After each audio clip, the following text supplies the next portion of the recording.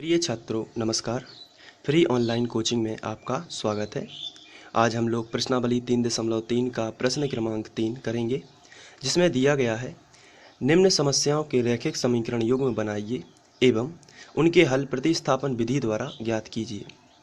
पहला प्रश्न दिया गया है, दो संख्याओं का अंतर 26 और एक संख्या दूसरी संख्या से 3 गुनी है, संख्याएं ज्ञात कीजिए। तो हमें जो भी यहाँ पर नीचे समस्या दी गई है उसके तो सबसे पहले हमें समीकरण बनाना है, समीकरण 1 और समीकरण 2, और दोनों को हमें प्रतिस्थापन विधि से हल करना है। तो इसमें लिखा है दो संख्याओं का अंतर 26 है। तो सबसे पहले तो ये बात है कि हमें उन संख्याओं का भी पता नहीं है कि वे दो संख्याएं कौन कौन सी हैं जिनका अंतर कितना है, 26 है। और उसके बाद लिखा है एक संख्या दूसरी संख्या से 3 गुनी है। तो पहले तो आपको उन संख्याओं को पता होना चाहिए कि आखिर वे संख्याएं क्या हैं। तो हमें चूंकि संख्याएं जब पता नहीं होती हैं तो मैथमेटिक्स में हम उन्हें x व y मान लेते हैं। तो सबसे पहले हम लिखेंगे हल। माना वे संख्याएं x व y है, x व y है। अब प्रश्न पढ़ने के बाद हम समीकरण 1 और 2 बनाएंगे, इसलिए हम यहाँ पर लिखेंगे प्रश्नानुसार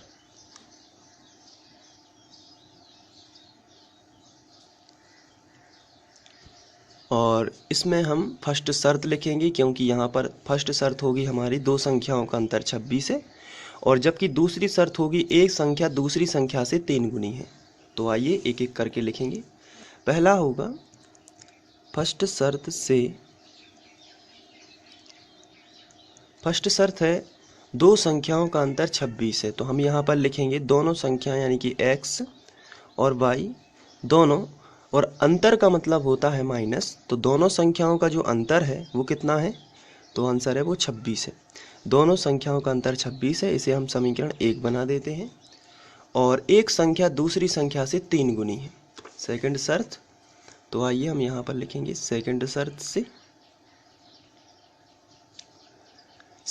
शर्त के अनुसार एक संख्या यानी कि x दूसरी संख्या से यानी y से कितनी गुनी है, 3 गुनी है। तो आपको 3 का गुणा कर देना, ये हो जाती है 3 गुनी। अब यहाँ पर आपको देखना है फर्स्ट शर्त क्या बोल रही थी, दोनों संख्याओं का अंतर यानी माइनस 26 है, इससे हमें समीकरण 1 मिल जाता है। और दूसरी शर्त कह रही है पहली संख्या दूसरी संख्या से 3 गुनी है, तो ये 3 गुनी है, इसको हम समीकरण 2 बना सकते हैं। अब यहाँ पर जो x का मान है 3y, इसे हम समीकरण 1 में रख सकते हैं। तो चलिए रखते हैं। यहाँ पर x का मान है 3y, तो x की जगह पर हम 3y रख देंगे। तो x का मान समीकरण 1 में प्रतिस्थापित करने पर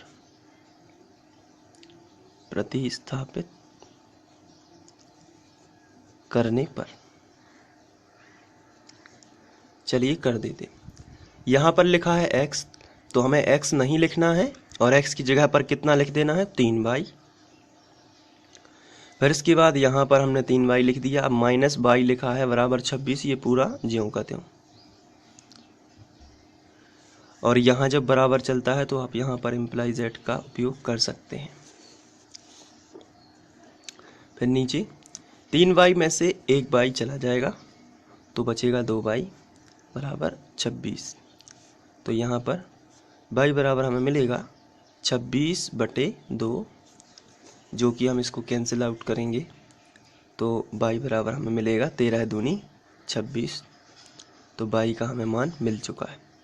अब ये जो y का मान आया है, अगर इसे हम समीकरण 2 में यहाँ पर रख दें तो हमें x का मान मिल जाएगा। तो चलिए हम रखते हैं y का मान समीकरण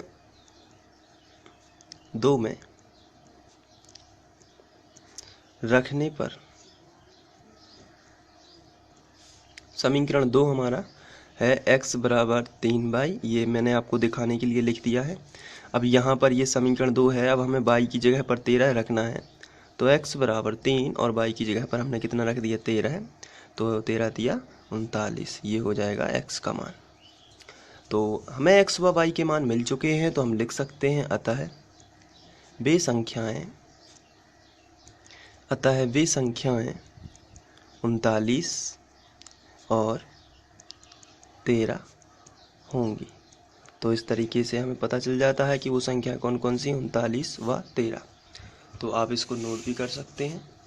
तो अपनी कॉपी में आप नोट करने के लिए यहाँ से लिखेंगे हल मानवीय संख्याएं से, ये फर्स्ट शॉर्ट है, यहाँ पर आप पुश करके लिख सकते हैं, और ये हो जाएगा सेकंड, और ये हो जाएगा थर्ड। आशा करता हूँ कि ये वीडियो आपको पसंद आया होगा। यदि पसंद आया है तो लाइक करिए, अपने दोस्तों को शेयर करिए। साथ ही साथ हमारे सभी कक्षा 10वीं के वीडियोस देखने के लिए आप चैनल फ्री ऑनलाइन कोचिंग की प्लेलिस्ट पर जाकर वहां से देख सकते हैं। Thank you.